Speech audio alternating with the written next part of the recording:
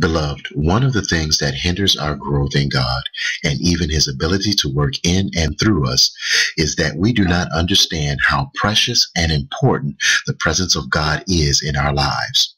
And I am not just talking about the occasional visitation and brief encounters that we sometimes have or experience.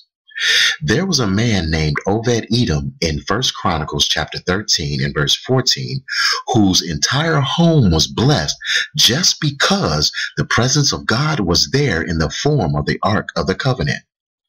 If this man and his entire home was blessed, and God's presence was evident just with the ark, which held the stone tablets of God's word, which was given to Moses, which was an external object, how much more should we as his body, his children, should be able to sense, feel, acknowledge, operate, and show evidence of his presence and blessings in our lives? Why should this be evident? Because he is supposed to be living within us.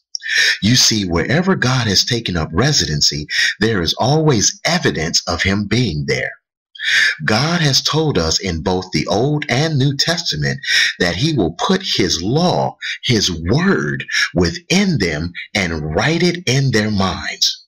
He says this in Jeremiah chapter 31, verse 33, and it is repeated again in Hebrews chapter 8, verse 10, and in Hebrews chapter 10, verse 16.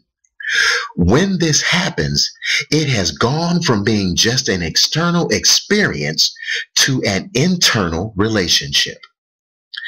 Beloved, there comes a point where you have to desire to have his word and his presence living within you, and not only have it living within you, but to also be willing to allow him to work through you.